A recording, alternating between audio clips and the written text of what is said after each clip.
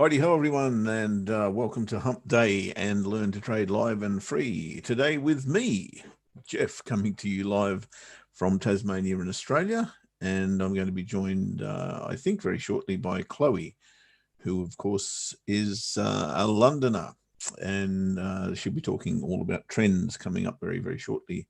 I do believe. I haven't heard from her, so I assume she will be in. First things first, though, let's go to the screens and check out what we're doing today with the pound US dollar breakout trade. Goodness gracious of me, look at it go. Wow. That is called a tank, and quite a substantial one. I'm not even sure we'll be able to get into this because we are bang on its low right now. Of course, that's good news for those of you who are still in Monday's trade, which is still going. Yesterday, a little bit unlucky. We got pipped out before this took off. Just maybe tweaked our stop loss there a little bit. Might have been a different story, but currently, actually, this one's flying okay. How's it going now? Entered there. We risked 25 pips, I think, on this one. And if you were to close now, you would be about 11 to 1 times your risk. Of course, we're not, that's if you take any profit, but of course we don't do that. We take profit. That would equate to, you get 0.5%, about a quarter off your first one. You get about 1 off your second one, 1 1/4, and this would be about 2 3/4. So you'd be looking at nearly 4% on that with a 1/4% risk. Interesting. With a 1% risk, it'd be far better if you didn't take any profit, right? Yeah. Okay. So what do? Well, we need a little bit of a pullback away from this level, but do I really want to get in here is the question. But those aren't considerations because we're playing by a set of rules. I can actually put the buy order in. There's no doubt about that because that won't be triggered anytime soon. I'm not saying it won't be triggered full stop, but by gee, you would think it highly unlikely. So the level for the long would be 130. Oh, hang on, I'm on the wrong chart. Sorry. We need the hourly chart. There we go. That's going to make things a little bit different. Indeed it is. So the buy, actually I'll put the parameters in first. The buy stop will be at 129.73, 1.2973, and the stop loss would be, wow, a very tiny one. I'm going to guess that because I think it's going to tell me the low of that bar, which is 1.2962 rounded down to 1.2961. So a 12 pip only stop loss. 1.2961.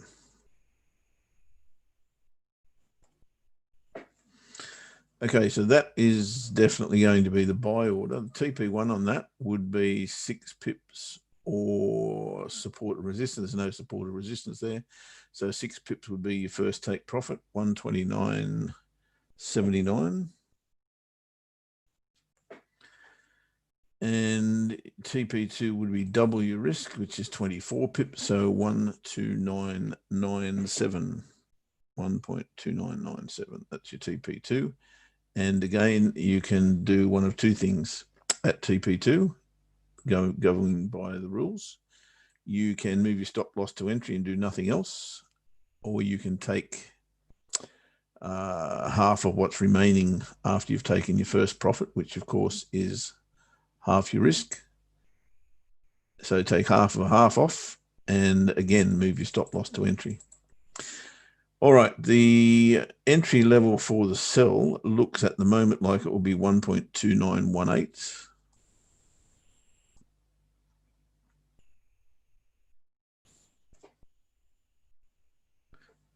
$1.2918.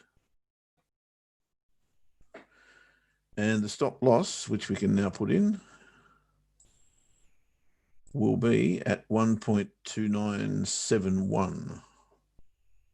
1.2971 is the stop loss. And TP1 on that would be, what's the difference? It is 53 pips. So we want 26 on to 29.18 will be 29.44. 1.2944, and the stop, TP2 would be W risk, which, as I said, was, actually I was wrong there, wasn't I? 29 plus 18 is 47. How did I get 50? Whatever I said. So we're looking at 23 pips times 2 is 46 plus 18. So 29, sorry, profit. I'm going the other way, aren't I? 46 would be 72.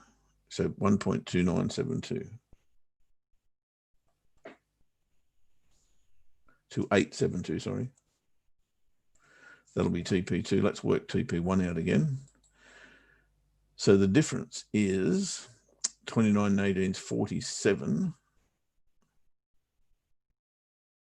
No, it's not. I was right the first time. Oh my God. Add or subtract. It is actually 53, right? So I was right the first time. So that's right. TP1's wrong. So we need 26 pips, which would be, TP1 would be 28. I will get this right, guys. 28.92.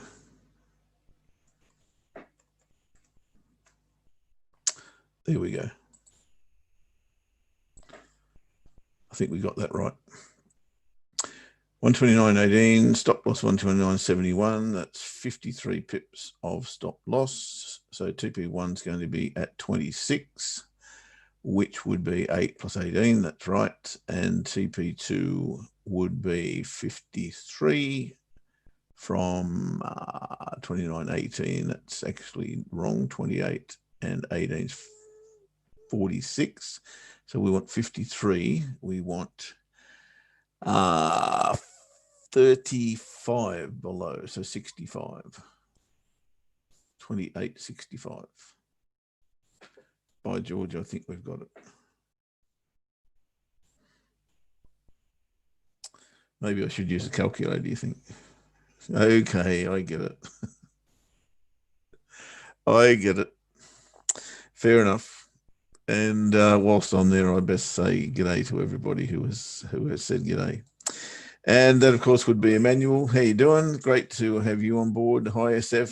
Hi, Swee. Hi, Juan. Hi, Ahmed. Shukri. Abdul Hamid. How are you, buddy?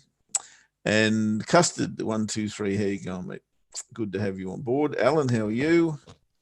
And I hear and Ash, of course. What are you doing in here? Oh, well, I'm meant to be here. No. Oh, I get confused, mate. I thought I was just listening, and I just thought, oh, Jeff's on his own. I thought maybe I thought Chloe was meant to be in today, and then I thought maybe I'm meant to be there. Oh, by the way, did I tell you yesterday that Big O sacked us, mate? Oh, it's what he's never in on a Tuesday anymore. No, he sacked us. Oh no. Yeah. What's that going to mean? Oh well, we'll have to have a meeting about that. Yeah. Okay. We'll have a meeting about that sometime soon. But yeah, Chloe's normally in on a Wednesday. That's been the case whilst ever I've been doing Wednesday, and you're not. But now you're here. No. Yeah. Well, I thought I just can't stay away. You sounded like you needed some support, mate. I do. I need a calculator. That's what I need. I can give you some of that as well. I can't add up or subtract. Well, it's worth being in, mate. The pound is driving obviously the FTSE up, and yeah, it's in tanking like crazy. The pound, eh? Yeah, it's in big trouble, big trouble, and it does appear that that the strategy that is being employed by Boris Johnson and his cronies is just upsetting everything, upsetting the markets, and upsetting everybody that's within the market as well. Really, really dangerous. I have to say, very, very dangerous play. And I was never a Brexit supporter anyway, but this just kind of puts the nail in the coffin for me. It just kind of like really, really illustrates what a terrible idea the whole thing is. And now we got Well, these they could have guys in waited a charge. little while because they've upset my pound Kiwi trade. Sods. Yeah, well, and it did, it did to a degree come out of nowhere, didn't it? All of a sudden the kind of announcement was, right, well, everything's off, and we are going to renege on any legal document that we've signed, which is, Theresa May, the former Prime Minister, stood up in Parliament yesterday and effectively said, that's all well and good to kind of have that view. But what does that say to any other trading partner that we're trying to get? So it may be sort of, one thing to kind of do this with the EU, but it doesn't make us look very stately when we are reneging on a contract, an agreement that has been signed. So it's just not the UK is just in terrible shape right now. It's just not a good look for us. No, is there an answer? Well, apart from just to sack the current government, there's not, there's not really a whole bunch we can do about this. We just have to, now we have to see it through. It looks like Brexit is happening. So this is the play that they've decided to take. This is the strategy that they've decided to follow, and because of that, we just have to go along with it as a nation. There's not really any other legal tools that we have to do anything here. No. Well, I mean, there's a whole lot of countries and central banks that are slowly, well, surely getting into that position as well. All the tools are not on the shelf anymore. Yeah, that's right, mate. That's right. Yeah, exactly. And it's we had also overnight we had AstraZeneca coming out and saying that somebody's been ill from the trial. So what did that do to their price?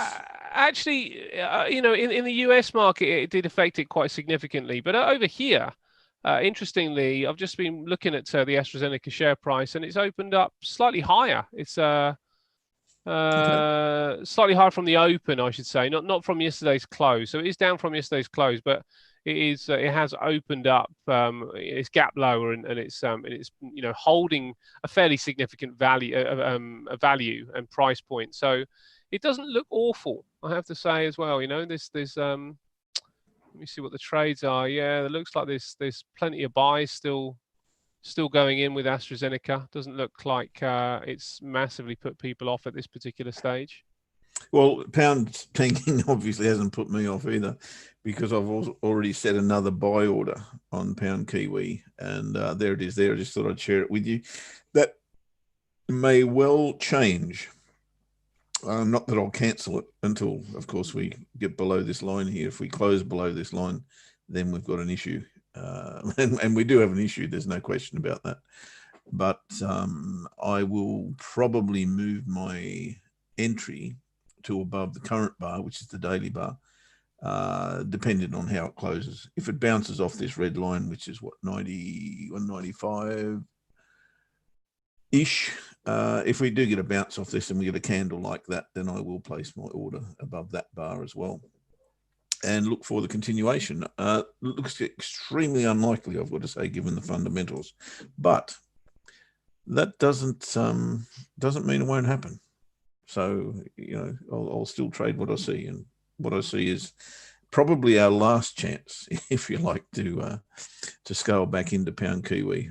If this fails, this level as support, and it does look likely, it must be said, then we're going to hear in the first instance, and thereafter I wouldn't like to hazard a guess. Anyway, that's all fundamentally based. So that's a new trade that we've placed. There's also another that I'll share with you before. Are you going to hang around, Ash? I can do, but yeah, if you need me in, I'll certainly be quite happy to stay. Oh, well, hang around. Yeah. Dolly Yen also placed a sell on Dolly Yen, and I don't know if I shared this with you yesterday. I probably did. That primarily is a break of the current mess that we're in, break and retest of the support trade line.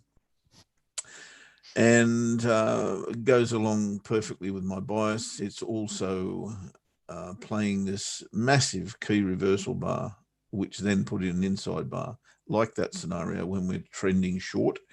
Not that it is a trend trade, but it is a precursor most often, in my opinion, to a continuation of the current trend, which is the primary trend, not necessarily the intermediate or immediate trend. So that's the signal there that I got. This retest is not only of the trend line, it's also of last week's weekly pivot, last month's monthly pivot, this month's monthly pivot. What else can I throw in there? Daily pivot there. Yeah, it's all happening. So I don't need too much more to suggest to me that if we get down to this level, then we will go further south. So that is that one. Looking for Aussie CAD. Aussie CAD, because I like this little candle here, which has also had rejection of the weekly pivot and the monthly pivot. The current weekly pivot and the monthly pivot in the process has put in a lower high, which is still a lower high, based on the top of this range that we've bounced back off. And this is, it may not necessarily remain the lower high, but whilst ever it does, then I consider that to be a potential short. So we're trading that bar there. There are the parameters if you want to follow that one. That's about it, I think, mate. There's nothing else new. CAD Swiss is coming back at us as well in a flurry. So that needs a bit of help, although that's a nice little bottom of a channel there, I see, I think. Looks very much like it to me. It probably comes from there. Maybe through there. Okay, so we're not hopeless here. That'll be interesting if we can't get through there. And of course, we've got BOC statement today, have we not? Yes, we do. So that could be interesting, as it will be on Aussie CAD. If we're not in Aussie CAD around that news time, it may be prudent, depends on where price is, may well be prudent to cancel that order and replace it after the statement. Euro Kiwi, what a great question that one is, Lewis. I have, as you know, been quite bearish that one, but things have changed a great deal on a lot of these pairs. All I've got to do is find it now. Where are you, you little sod? Euro Kiwi. It's disappeared. Come on. I must be going the wrong way, am I? No, there it is. Okay. So yeah, I've been very, very bearish, Euro Kiwi. Maybe we've got an opportunity here. But look at that candle. Did I speak about that this morning? I don't remember. Probably I didn't. Yeah, it's a tough one. The weekly chart is still telling me short, but I can totally see why it would bounce off the monthly pivot there. Let me go a little bit tighter on that.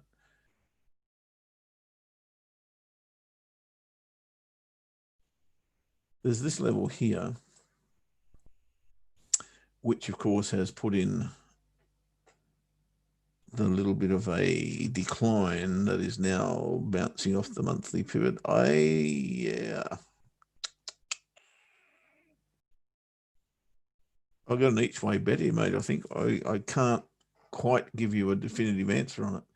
The weekly chart's a little bit indecisive, but if this candle does not continue its way up here this week, and we're actually coming back towards the bottom of this one, then you'd have to be thinking this is going further south. But I don't see a definitive answer right now. I'll tell you what I would like to see, of course, is the monthly pivot test and a reversal bar. That would definitely get me interested.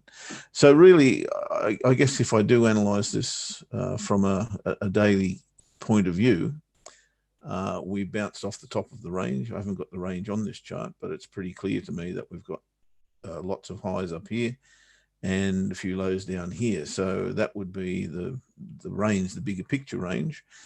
I reckon a lower high here that we haven't yet had on the monthly pivot would, get me interested short again. So that's probably how I would look at Euro Kiwi at the moment. There you go. Any thought on pound yen short from Emmanuel? Pound yen. You've probably missed the boat on pound yen, I would have thought. So answer, no, I couldn't possibly go short here at the moment. But of course, the momentum and the fundamentals and just about everything that you can envisage is telling us that the next few days or even week or even more perhaps is going to be a rough ride for the pound. And the yen, which I think we kind of went into a risk-off scenario yesterday, and I can't see how this is going long. I'd have to say that. But to get into the trade, is really, really tough to say, okay, sell here. And I know that's not going to stop it falling, but the probability factor is for people to take profit. And you've just got to find a level that makes sense at, I suppose. And it's probably there at the 136 handle. So we've probably got another 100 pips to fall before you would say, okay, it's definitely a no-go zone. But for mine, there's no way I'll just jump into a short here. I'd have to have a reason so to do. And there is no reason for me to do that here. I've got to see a pullback of some kind. And of course, the daily pivot area in concert with that low swing there has probably got to be the one for me if I am to trade it at all. In fact, I've no interest in trading it. But that's just me. I need to see a decent pullback before I did. And that's probably got to go beyond the daily pivot. Okay, I can see sense in that. And then it does become a sensible trade because you do have the momentum. You do have the fundamentals working for you. And then, as I say, it would make sense. But at the moment, I couldn't possibly do that. Ash, one for you. Am I sure about it? No, I'm not sure. But it's the best setup I've seen in many, many moons on dollar yen, I've got to say, Lewis. And the dollar, the dollar just continues to confound me, I've got to say, but in particular dollar yen. But I've got to have a crack at it, mate. I've got to have a crack. It's a gilt-edged setup, if you like, and I've totally got to go with it. So there you go. Ash, you still there? Still here. Yeah, still here, mate. Still there? Yeah. Who's asked you a question? Lewis, I think. Let's see what it is. Yeah, Lewis. Can you see the question?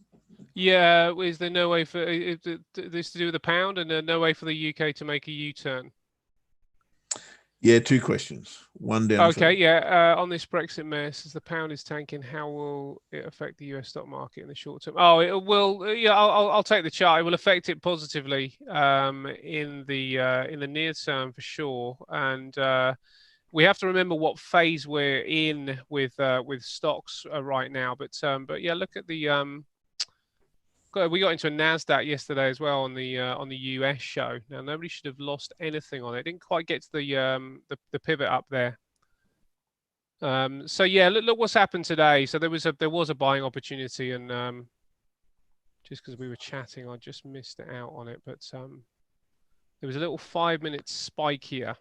Actually, it was tighter than that. It is tighter than that. Now, why is mine tighter than that? It should have been a 15. Oh, that's why. There we go. There was a little buying opportunity off this bar here. Didn't quite come down as low as we probably need, but yeah, the likelihood is that the FTSE 100 will continue to outperform the other markets. So it has got, when you look at this on a broader picture, the FTSE already was showing reversal signs and signals here anyway. and now it's kind of got a bit of a catalyst to kind of go. So now we're in this, we got this pattern going on here. So there is an inverted head and shoulders going on, and it looks like the neckline is somewhere along there, which we're right on top of the neckline now. So really no good here, but definitely a suggestion that this is going higher, and that, you know, the tiny little pullback that we're getting, maybe it only stops there. So it's a bit of a limited opportunity in many respects. But as I say, we have to remember what we're in, you know, what phase we're in and what's going on.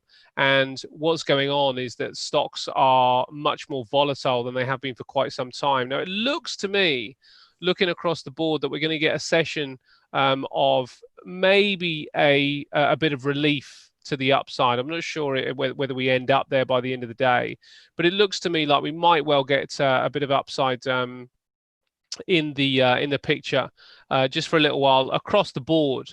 And if that's to happen, and the UK or the FTSE specifically has got the help of Brexit and the weakness of the pound, that the FTSE is the one that is likely to outperform today, I would think. So what we want to watch is to see whether these other markets are actually going higher, and just keep checking across the board. You can see the DAX is going higher currently. The CAC is going higher. Even the Nasdaq's having a bit of a relief now. It has broken through this level, so it's not looking particularly good for the Nasdaq. It looks like another potential drop in the medium term down to around about this point here would be next, and really falling all the way down to its February high, is a possibility. You know, the Nasdaq could quite easily fall down another 10% from this particular level without too many problems. You know, the way it moved to the upside, it always suggests that that is likely to happen. That the pickup in volatility is likely to affect probably the Nasdaq more than any of the others, but they're all picking up a little bit today. And as I say, the FTSE is likely to be the outperformer. So there are buying opportunities with the FTSE. You know, you have to watch out for the pound. You don't have to watch for technical levels with the pound. Just watch for the news. You know, if the news continues to be as it is right now, then the FTSE will likely continue to strengthen, and the pound will weaken. And I'll show you the level on the pound that I'm looking at. I mean, against the euro, it's just obliterating all levels right now. Yeah, unreal. It has hit a trend line here. So it's reacting off that particular zone. So maybe we get some kind of relief, some sideways price action along here. It would be surprising, really, to see the pound continue to weaken against the euro, considering we got the European meeting tomorrow, the minutes and the ECB rate as well. So I'm not sure whether the pound will continue to weaken against the euro, but against the dollar, it has got some further room. And this is the other aspect, is that I think we probably will get a push to the upside today. And I think that the global equities will probably push higher, but they'll be muted across the board, except probably for the FTSE. I think the FTSE will probably do pretty well today. You know, it could be up 1.5% by close of trade. It's already up 1% actually. So by close of trade, it could be up 1.5%, maybe even 2% by close of trade. But I think the others may struggle a little bit because we're seeing that dollar strength just come back in a bit more now as the fear picks up a shade. The dollar is also on a level of resistance, so I still want to see that reversal pattern. But the dollar will probably nowhere near be as weak as the pound. And the level on the pound is still got some room down here. Not on that chart. Maybe it is on that chart. Yeah, dollar index is just bumping up to a very recent resistance level around about 93.60. So that will be, or 90, in that vicinity somewhere. So we'll have a look at that later. Mate, as our special guest today, as you are, I might just interrupt you for a tick. Yeah, because normally our very special and normal guest on a Wednesday, of course, is in the room, and I would like to introduce her now. And if she has to get away, then we'll let her show us what is going on in the wonderful world of trends, if that's okay. Sure. Hey, Chloe. Hello. How's it going? Hello. Hey, Ash. How's it going? Yeah, good. I think Good. he's lost his marbles. He's come in on his day off. Oh. But anyway, it's a long time since the three of us were in the room keen. together, I think. It is a long time, yeah. So let's soak it up, shall we? What's going on? Trends still happening, or were we in a little bit of a pause? A little bit of a pause, Jeff, actually. So what I have been harping on about for the last few weeks, in fact, what seems like forever, are obviously the US indices and the Aussie pairs and things like that, things that have really, really strongly been trading. And obviously, I think Ash has probably covered this off, but we have seen a massive drop in those US indices. That's the NASDAQ there on the daily time frame, the S&P, very similar. The thing about the S&P is it's actually come below this quite important level here. If I just scrunch up a bit, those were the all-time highs from back in February.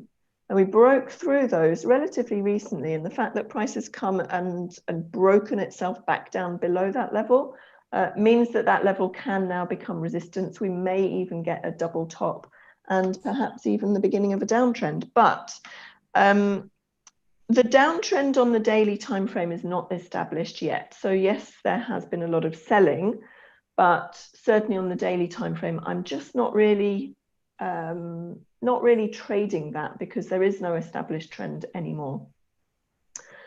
So what that means is, yes, it can be possible to find those trends on a lower time frame instead.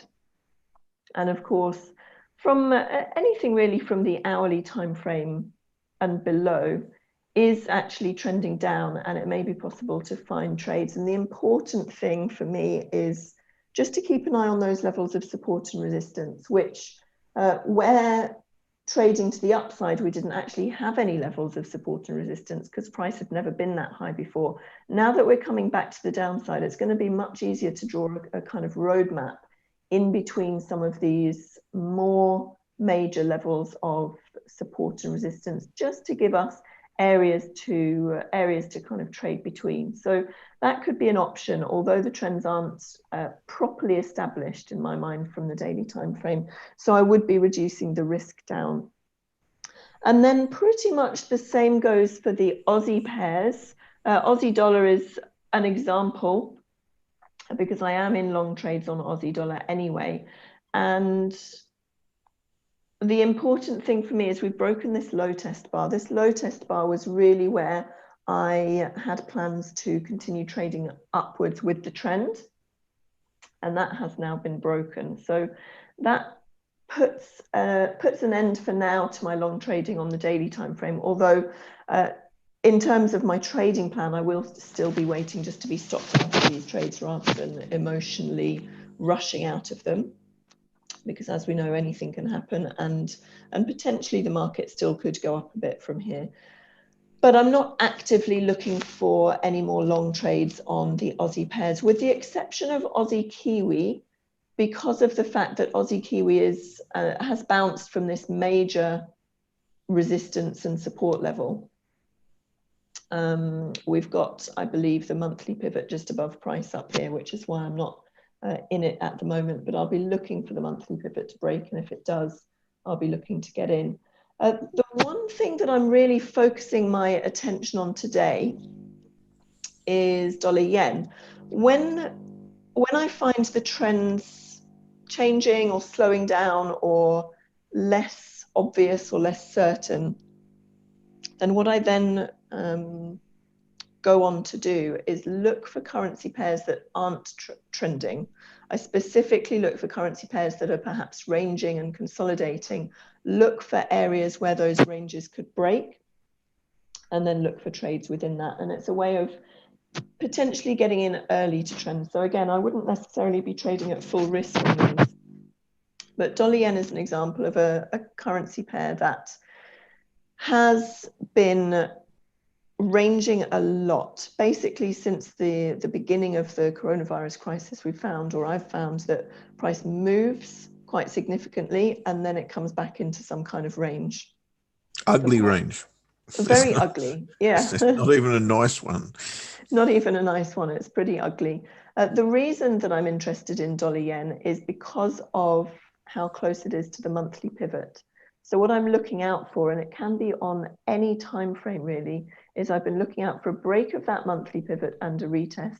It was the hourly time frame that looked the best on the retest. It wasn't ideal though, because look at all of these long-tailed candles here. This is price really struggling. This is sellers really struggling to get price lower. So we've broken beneath the monthly pivot, but not really seen any momentum or continuation of that.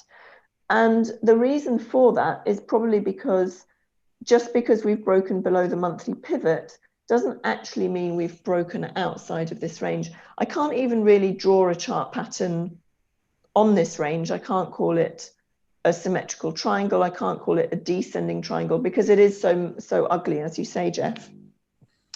So I suppose what I'm waiting for is just some kind of cyclicity to resume. I was looking at the 30-minute time frame earlier for a potential opportunity, and again, very ugly, very messy. We've got all of this support down here. So what I was hoping for was, now that price has finally broken down beneath that, I was hoping for a retest of that. Price has come up further than I would have liked.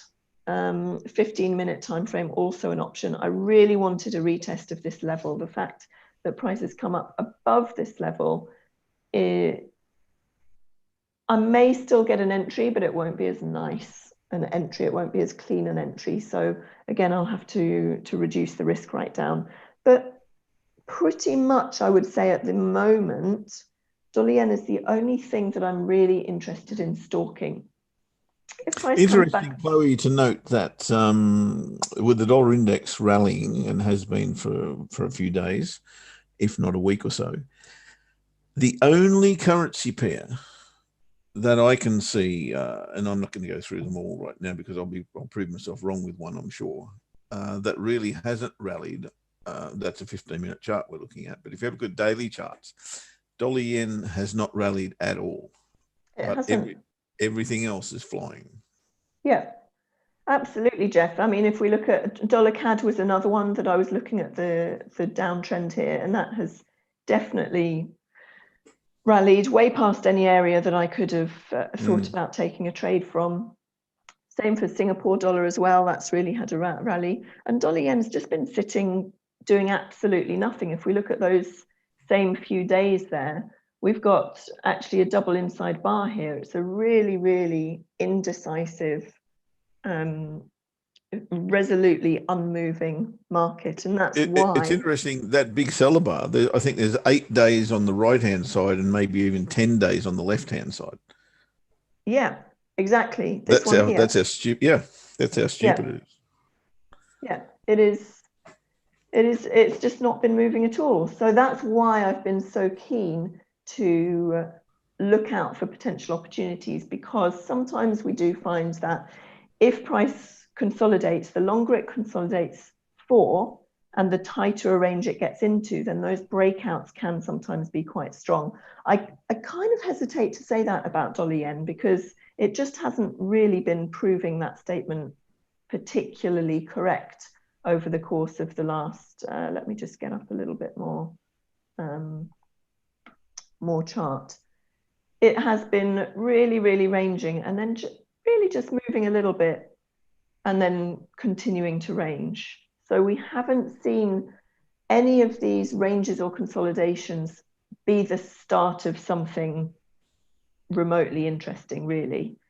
We've had some small moves out of it, some even quite big moves out of it, but nothing that's continued for any length of time, as opposed to things like Aussie dollar, which, you know, that was trending for months.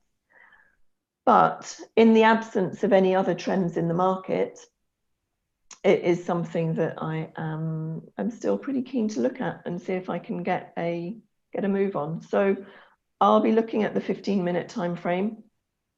I'll be looking at the 30-minute time frame, and I'm basically looking for a bearish sign and a short entry. Ideally, I'd like price to get back below this level that I've drawn in here, around 105.90. That would be my ideal situation. Apart from that, I am not really looking at anything else in a trending fashion because my daily time frames just aren't trending at the moment. And even the ones that still, you kind of could say, well, yes, we've got a higher high here and this might be a higher low, but we've got the monthly pivot directly above us here, so I can't trade into that. So it's going to be a bit of a quiet week, I anticipate. That dollar yen may or may not set up. You know, it's 50-50 at the moment, if that. And if it doesn't, I'm probably going to have a really quiet day. All right, mate. Well, you've earned it. You've been busy girl for the last few weeks as those trends just motored on and powered on. So yeah, enjoy it. Will do. And I hope that you and the Big O have a nice evening this evening. I couldn't pop in last night because I was just flat out like a lizard drinking. But I'll pop in and say hi again this evening. Or we will speak to you then. Lunchtime, your time. And of course, for those of you who are in the show who aren't aware, that the Big O and Chloe do hot sauce and tea, isn't it? It is indeed. Yes. At 7:45, is that right? I believe so. Yes, 7:45. Yes. 7:45. That's free to all and sundry on YouTube, Facebook, Twitter, and things they haven't even made up yet on social media. But as soon as they do, I'm sure they'll be there. All right, mate. Thank you so much. We will catch up with you then, and I'll chat to you around about probably 8:10 or something like that. Will do. Cheers, Jeff. Cheers, Ash. Speak soon. Thanks, Chloe. Thanks, Chloe. See you soon. Right, mate. I'll just have a quick squeeze around the place and see what's going on. Market is on its way today, mate. I'll tell you what, there's some interesting stuff going on here. Oh, okay. Yeah, I can see the pound coming back. Pound's coming back a shade. The FTSE's just coming off a little bit from its highs, and the NASI is taking off as well. So pretty good first 37 minutes. Well, it sounds like you've got some action going on. It doesn't look like I've got anything going on the euro. Let me have a look at the 30-minute chart. No, nothing exciting there just yet. Although interesting, nice little bounce off the bottom of our range. We'll have a look at that as the day goes on. Euro Aussie sitting on the monthly pivot. Euro CAD, I'm now keener than ever to get short the Euro CAD, but it's got to do the right thing here. And there's nothing there happening at the moment. Euro Kiwi, let's have a look at that. And I'm a massive bear, to be honest, the euro this week. I said that from the outset. Euro yen, Gonski, Euro Swissy. Yeah, that's interesting. There's no trade, but we'll have a look at that. Well, actually, I haven't had a look at the 30-minute chart, and let's do that. Euro Swissy was top of my pops on Sunday. Oh, that candle's almost there.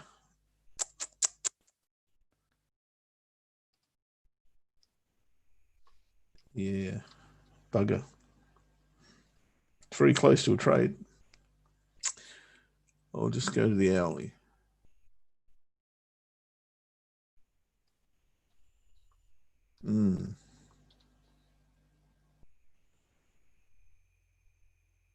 Now, I can't talk myself into it. I need to see a bullish bar. So if on the hourly, I get it, and even if it engulfs this bar, I'd be happy with that. But it's got to close up here. So it's got to close above the weekly pivot before I get excited. But yeah, dead set keen to get short this. Oh, so close, but yet so far. Hang on, I'll have another look. I'll put my stops there. Yeah, it's just still a bit too tight. I'll wait and see if the hourly chart can give me something there. Pound, we haven't been triggered short. Euro pound, yeah, I'm dead set keen to get back into this short, as I've said.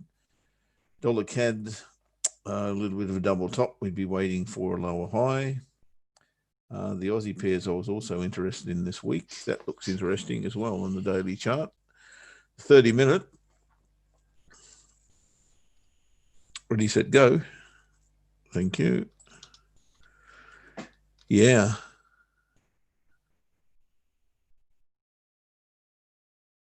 Okay.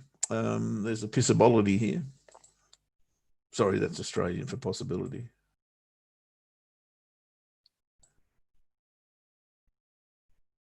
Untested daily pivot's a worry, but if we were to sneak up there, maybe spike up there, then come back underneath this trade line, we could look to trade that short.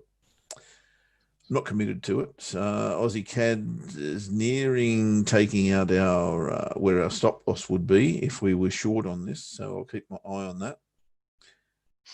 I think that's all I wanted to have a look at.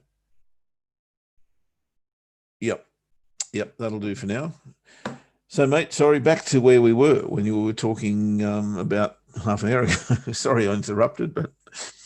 Oh, no, not a problem, mate. I mean, the market has taken off. There was a sniff of an opportunity right at the start of the session, but I think that opportunity's probably gone. So really, it's just kind of going, well, okay, well, what's the next play? What's the next possible phase here? Now, here's the pound. I don't think it is as low as this, and I'm not sure why these two charts that I have look slightly different, but I have a different view on the pound with a different broker. I'm just going to double check my levels. Yeah, 13th of May low, 20th of March low, and the 29th.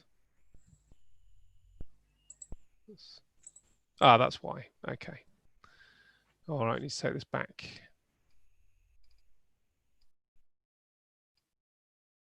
You kind of think the pound's got to bounce for a little bit today, don't you? Do you know what? I agree, mate. I'm not sure. I'm not sure in what time frame that happens. I think the pound's got a little bit lower to go. Another 70 pips, I think, to the downside before it does get any kind of relief. But yeah, I agree. I think, it's come down pretty hard. And I think that's the same with all of these. We can go right across the board. Look at the FTSE today, though. It's absolutely flying straight out the traps and continuing its move to the upside as that pound shows how closely correlated it is to the FTSE 100. But yeah, FTSE 100 stocks are going a lot higher. But interestingly, the stocks that are moving in the FTSE 100 have got a fair chunk of defensives.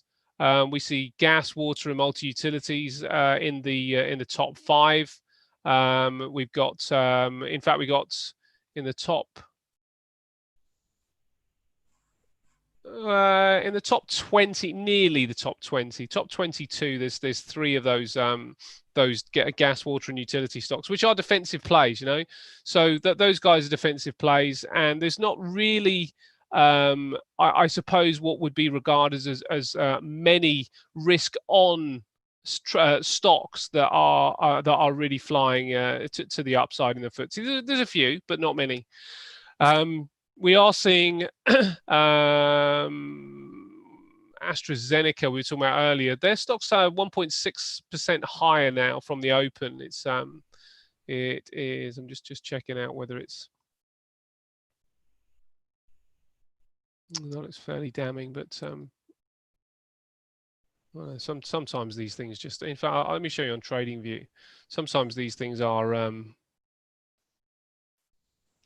These charts aren't quite as clear as they first appear. Yeah, have a look at AstraZeneca.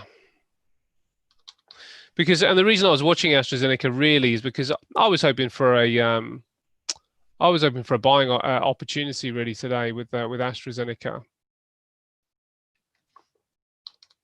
When do they make an announcement? Well, I guess they've got to run tests and tests and tests.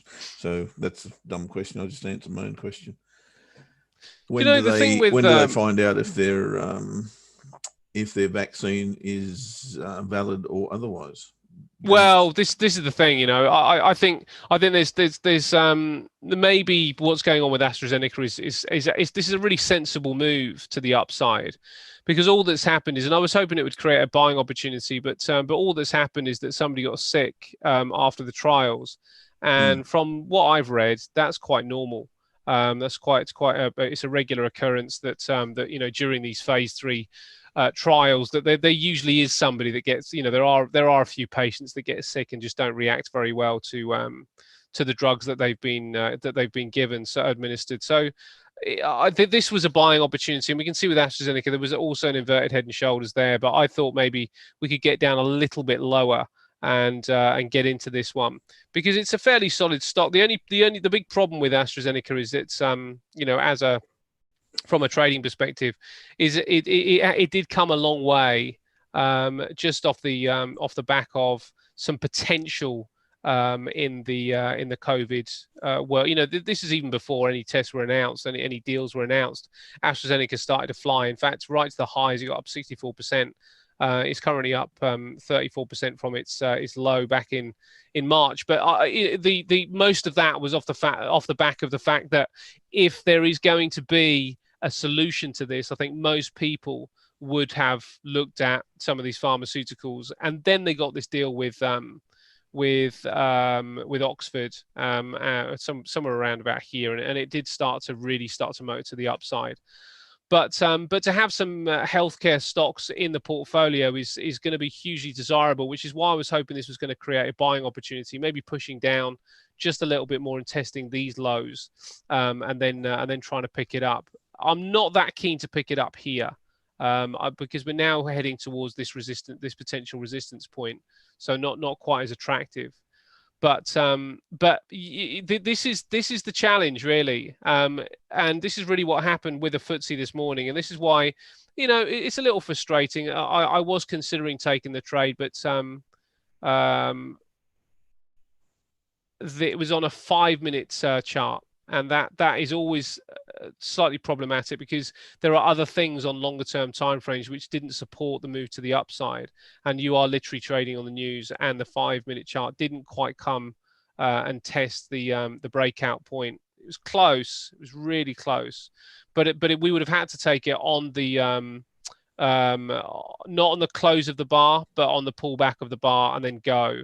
So there was an opportunity this morning, but as I say, we have to recognize what we've got right now, and it is a fairly volatile market. It does look actually today that it's calmed down a little bit.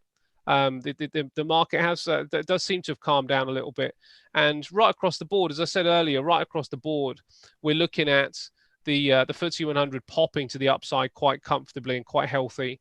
The S&P is really doing the same thing, and the Nasdaq as well, really nice pump to the upside, also creating an inverted head and shoulders here. And you have to sort of think, well, can I trade this longer term rather than just trading it? Because with a FTSE, I'd really want to trade. I would have wanted to take that trade, and I'd potentially have been out of most of the position by now, because the question of do we believe in a longer term trend from here? It's a shade down. It's a little bit down to. I have my doubts about whether we are actually. This was just a retracement, and we're now going to pop to the upside, and that comes from the analysis we did of the September move before the election. I think the market does get further volatility, and I think we can potentially play some of these. This was the real opportunity here to try and get into this market, and I think that would have been when most of us were either asleep or waking up. That was that actually came in at 11 o'clock my time. So I was shutting down by. I usually shut down by the US close, which is 9 o'clock. So I missed that by a couple. You were playing Quiz Planet at that time. Yeah, I was probably losing another round. Yeah, I was, but did I win one? No, actually, I lose. I tend to lose against other people. You're my favourite go-to. I think you might win this one. I think you stumped me. There was something you stumped me with on this one. I can't remember what it was now, but it's a category that I'm quite weak on. I'm not going to tell you what it is. I know it. Because otherwise it can be repeated. But yeah, you're strong in it, and I'm really weak on it. So yeah, you might take me out on this one. But yeah, so things were calm there. But that was the real opportunity, and the only reason that was the opportunity. And I know if we look at this as a bar, it would suggest like, how can you take a hammer? One hourly hammer right at the bottom of a move that has just been going down, down, down, down, down, down, down. How can you possibly take that trade there Well, in the same way that I took a trade here yesterday, is that these are now testing significant lows, and these are testing significant lows, which I'm in complete agreement with Chloe, which is what still is an uptrend. And look where it got to. Look at that beautiful horizontal level there between these two candles. The high. This is a break and retest of a previous range here for the Nasdaq. So quite normal for us to get a bounce here. But look at the trend line that we're about to hug. So this is where the challenge starts to come into play, and this is where we say, well, the move to the upside, if we're going to play it now we're in a slightly more dangerous territory, because we don't have the room to maneuver. And if you manage to pick it up on a low, then you've got a lot of room to maneuver if it starts to pop.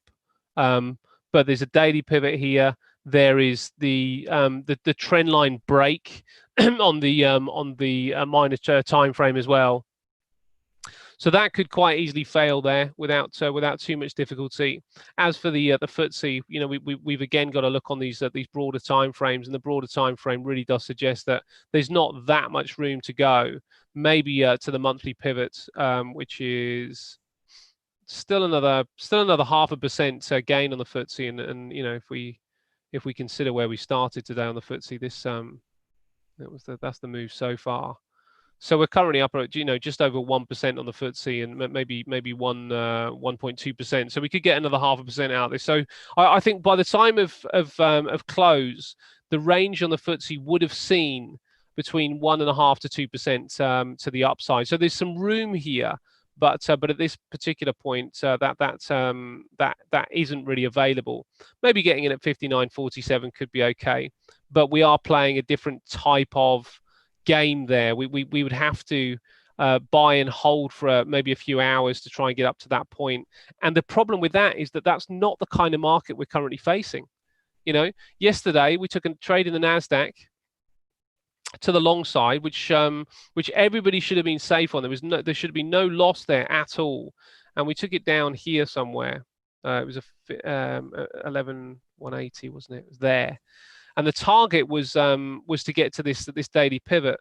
But this is the issue that we have right now, that the market doesn't even get to the targets. It gets close, but not close enough. You know, within 50 pips, which, you know, with a indice which is a 10,000, 11,000. That's not a big deal. You know, that's not a huge amount. It's less than 0.1% to miss by, but it missed and it flew to the downside. And that's the issue that we've got right now, is that the volatility kind of means that if we're going to be trading, we're going to have to be in and out fairly quickly and look for those signals when it reverses, and saying even a bar might be all that we're going to get as a signal, as we saw here. One bar and down. It wasn't even any kind of accumulation before it went down. And as we saw here, one bar and down. You know, the accumulation didn't happen till much later. So we are trading a pretty fast moving market, mate, and it's not a problem, but we have to be aware of that, and it means we have to switch. As I always say, you have to switch your strategy, and you have to switch your outlook. If you miss a trade on the fast, on a fast time frame, like we did earlier, the 5-minute chart, we are not in the state of play where we can pick it up a bit later.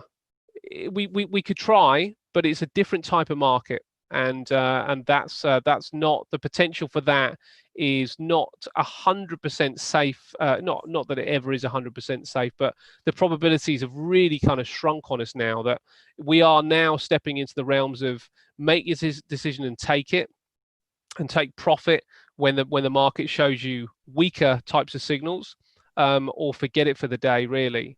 If you want to be safe, you know, that shouldn't be the strategy right across the board, because it will change from currency to currency, trade to trade, product to product.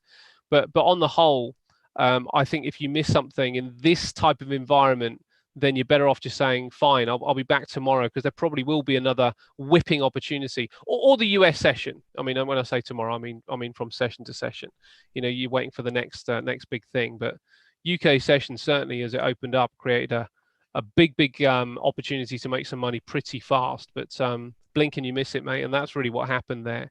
And it's not, you know, it's not easy, because and knowing when to transition from the type of trader you need to be to take opportunities in this type of market back to the other market is difficult. And it is, and that's one of the challenges, because what ends up happening is, where you would take profit a bit earlier, if, for example, what we saw with the Nasdaq doesn't get to that daily pivot, but gives us a 5-minute bar, then if you take that into a period in the market when the market is less volatile, then actually you give up a lot of money, you give up a lot of a lot of profit. So you know, we need to understand what type of environment and what type of market we are in. And at the minute, it's whipping Piccadilly, so we've got to be quite quick. Okay, not my thing, being quick. I like to think about things, I got to say. But anyway, we will press on, and if that's all that you've got, I'll have a quick whip around and show you what I've got, and then we'll call it quits and come back for the US. Which, of course, we've got the BOC rate statement bang in the middle, haven't we?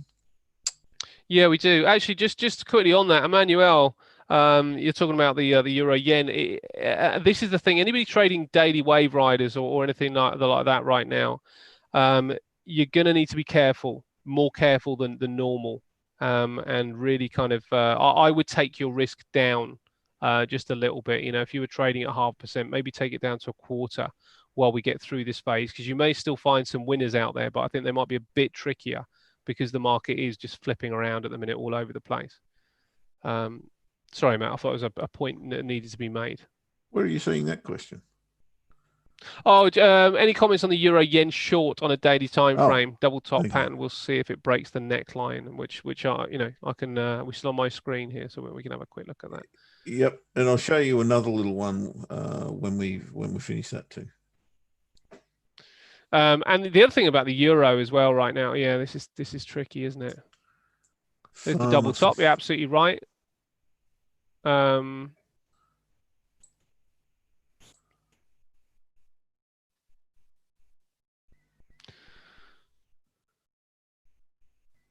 Yeah, well, I don't know if there has been many opportunities. There may have been. It's not a strategy that I trade, and I don't look at it in close detail.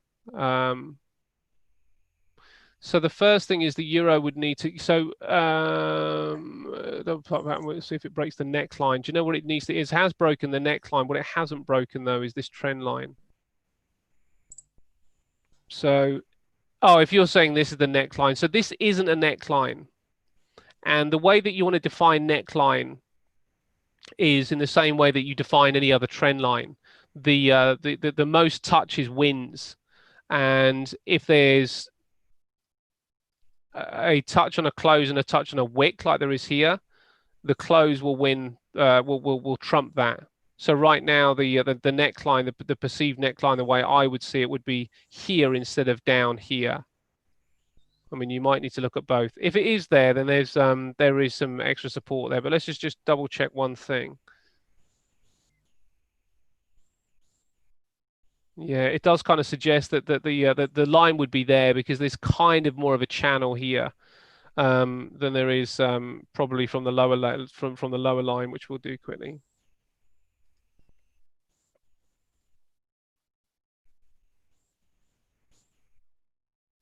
Yeah, you might be able to make the case for both in fairness. So because of that, I'd have both lines on the chart. You're looking at those two there. Really, you know, regardless of what we're looking at here, the sweet spot is this one here. And if it breaks down below there, then you might have a trade on the retest, and then you might be able to see it down. But it needs to break below and hold below that level, I would have thought, on a daily chart to start with. And if it can, then the idea really is just be patient. Let it break below 124.40. When let it close under that particular point, and if it does, then there might well be a trade. But for right now, we're in a potential buy zone. It's a bit messy, but we're in a potential buy zone. We'd have to see what the bar looks like, but by the end of the day. But yeah, this could be an opportunity. And actually, if you're thinking of wave riders anyway, the weekly pivot isn't doing what you need it to do yet, but by next week, this one may well shape up. So watch it for the rest of the week. The Euro block a meeting tomorrow when we have the rates decision. So that may well drive the Euro lower. And if that's the case, if it does manage to drive the Euro lower, then if we can see a bar that closes down here, then you can start thinking, right, we are looking for shorts now with the Euro, with some fundamental backing as well, because the market has got a fundamental reason to go short if it didn't like whatever happened with the rates decision. And then as it picks up, then you can start thinking, okay, let's get into this one short and try and take a move to the downside after that. So wait for the break and the close first. Right, bud. And Emmanuel, that should take care of your question, which it does. I'll switch to Lewis's question on CAD yen. Not dissimilar, to be honest, and I'll show you what I think about that. You're done, mate? I am. Yeah, the FTSE will sell off, Lewis, if the pound picks up, no doubt. No doubt, but we're gonna have to watch out for that, and that's what the phase we're in. We're in a phase of waiting for the next round of information now. Okay, on Euro Yen, just very, very briefly on that, you've got to overcome this double bottom first, which is at a reasonable support level from my memory. Yeah, it's not the strongest. Yeah, I wouldn't be ready to trade it short. Daily pivot test, maybe, but the one I would be interested in more than that would have been, my God, I've lost it now. Not Euro Swiss, not Euro CAD, not Euro Aussie. What on earth was it? CAD yen. Yeah, the one the question was about. CAD yen. So my thoughts on CAD yen are these, Lewis. This is at a strong support level. Resistance through here, support, and now we're back there again. How much form has that got beyond that area? A little bit, but not a whole bunch. Take it back. Yeah, it's been support quite a few times. So I'd respect that level. I would totally respect that level. And if I was looking to trade this at the moment, then I'd certainly wait till that candle closed on a 4-hour chart. But then I'd be extremely tempted to put an entry somewhere above there and trade it back to the pivots and take some profit there. After that, yeah, good question after that. Double top. Support level. I don't know, mate. I haven't got much after that, I've got to say. But that's what I'll be looking at in the short term. I'll be looking to trade it back to the pivots. And if you've got an opportunity to do that, then happy days. You need it to come back first, of course. Give you a higher low in here. And then I think that's a reasonable trade to take. Maybe you could play it as a break and retest of this area. So break, retest, it would effectively give you the higher low and away you could go. But yeah, I don't know about the short at all right now. That's definitely got to get it back to here before I'd think about it. And I don't even see it then. I just don't see a short here right now until we get that lower high. So it's higher low to go long, to get a lower high to go short, if you like. That's my analysis anyway on that. Very, very quickly, we've now had a daily pivot test on euro dollar, or all but had a daily pivot test on euro dollar. That takes away our little advantage that we have day to day.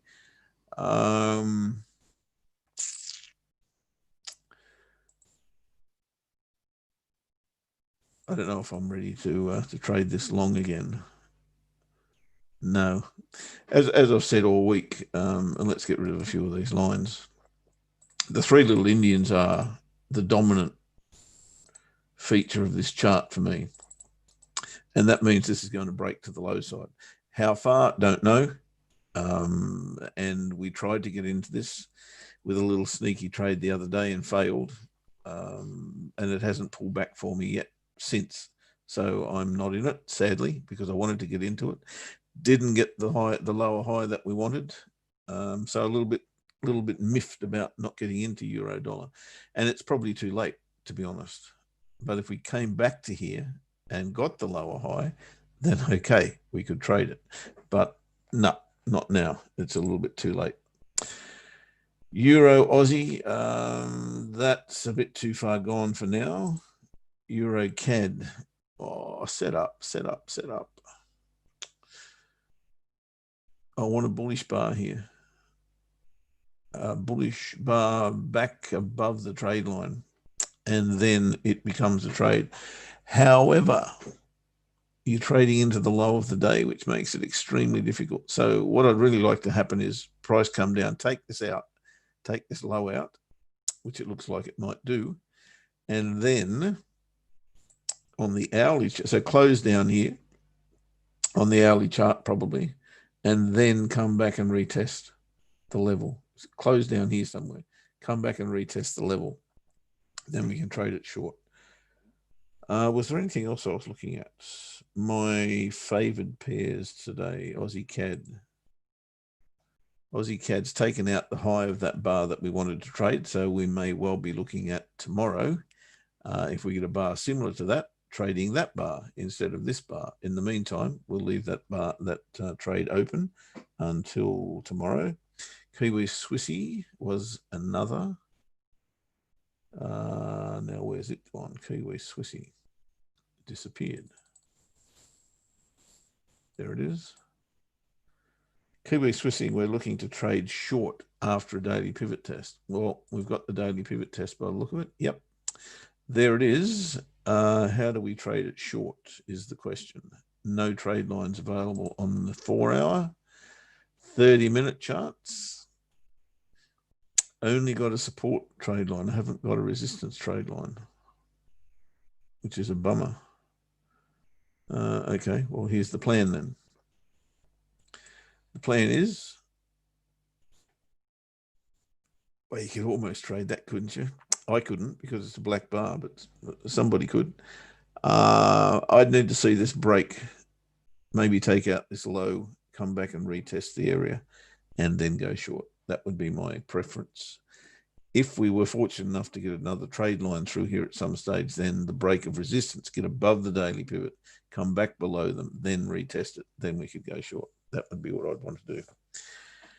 You're seeing a long for CAD yen on the small time frame that I spoke about, Lewis. Was that what you? Oh, sorry, the 4-hour time frame that I was talking about. I can see it. Yep. Can I see it on the smaller time frame? Hopefully you're into it. Yeah, I just can't. I needed a pullback here, and I didn't get it. It may yet happen. Yep, cool. Go, mate. Go, go, go. Those little tweezer bottoms and tops are pretty cool when they're at the right place. Righto, we're going to go. Could the FTSE 100 making a quick turnaround and come back down to give a sell setup with pounds? You've answered that one, Ash, haven't you, from Lewis, I think? Yeah, I mean, it's not looking like it's going to be in this session. The pound is having a little bit of strength right now, but the pound would have to have strengthened significantly now for the FTSE to sell off. The FTSE is picking up, but just have a look at your other charts as well. Have a look at the Nasdaq, the S&P, and the Dow, and you'll see that we are in a risk-off day anyway. So the FTSE is getting a little bit of a boost globally, but that pound the situation is helping it even more so. So I wouldn't be looking for shorts in the FTSE, but if the pound news changed, then it would have to be that for the pound to actually change its structure, which is now short, then the news needs to change. And if it doesn't, then the pound is going nowhere but down. And we still haven't been triggered into that. So we await the outcome I'm still in Monday's trade, as I said before. The stop loss for Monday's trade, I think, is that one.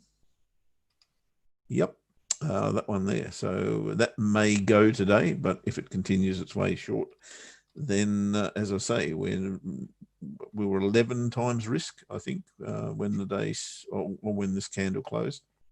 Maybe back to 10 now. And as I said, that the way we're trading it results in about a 4 to 1 or 4% win. So that's pretty cool. Yesterday's, of course, took a little bit off us. That's the way it rumbles. If we can get these small candles and get these genuine breakouts, as we have had this week, we were just a tad unlucky that we're not in it twice.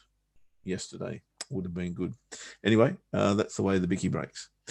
Kiwi Oz coming back up. Does it mean it's risk on again? No, I think it's probably too early to say that that we are risk on again. I'd like to see something a little bit more substantial than just a little bit of a rally on a small time frame. I'm not saying it's wrong, but what I'm seeing right now is maybe a retest of the top of that range, which we've come back into.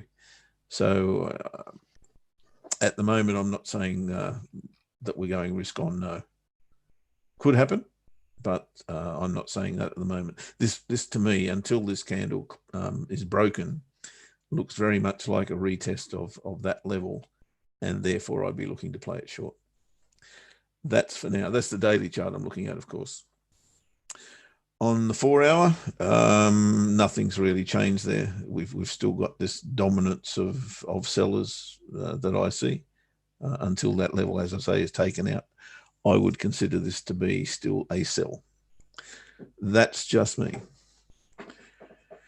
Right, guys, thank you so much for your company. We will do it all again tomorrow for the last time in the week. But of course, those of you who are subscribers to our US show, we will be back in 4 hours and 43 minutes from now, and we'll take you through that CAD news. With any stroke of good fortune, I might be in the Aussie CAD trade at that time, and we can maybe get a nice little ride on it. Certainly, I would be hoping that we do get good CAD news, because that would boost the CAD Swiss trade that we've been in for a few weeks now. Ash, mate, thanks for popping in on your day off. No worries, mate. No worries. I'm going to show the guys in the show later on as just something that I've found. So I thought I would reserve it for the US gang. So yeah, show you something that I found. We'll have a look at in the US session, and it will be something that will also help us out when we're making some of these decisions. Oh, hang on. How on earth could I forget? Shukri, I can't put you on, can I? Unfortunately. I was going to give Shukri a little bit of a promo into his show, of course, which starts at 7 p.m. and it is what's it called? Crypto Moon. Crypto to the Moon or Crypto Moon? Yeah, I think it's Crypto Moon. Yeah. Crypto Moon, Shukri. 6:50. Okay, 6:50 to be exact. So be there or B square. Crypto Moon. I knew it was. And I'm sure you have a ball in that show and learn something about cryptos. Thanks, buddy, for reminding me, and have a good time. I hope everyone turns up for that one. That's on YouTube, right? ATW YouTube, exactly the channel you are on now. So leave it on if you want. Go and have some dinner, or if it's too early for dinner, have a beer or a wine or something like that. Scotch, whatever floats your boat. Sounds good. We're out of here. Thanks for your company, guys. We will catch you tomorrow and in any of the shows that are coming up. See you, buddy, in a few hours. See you in a bit. Thanks, guys. Bye-bye for now.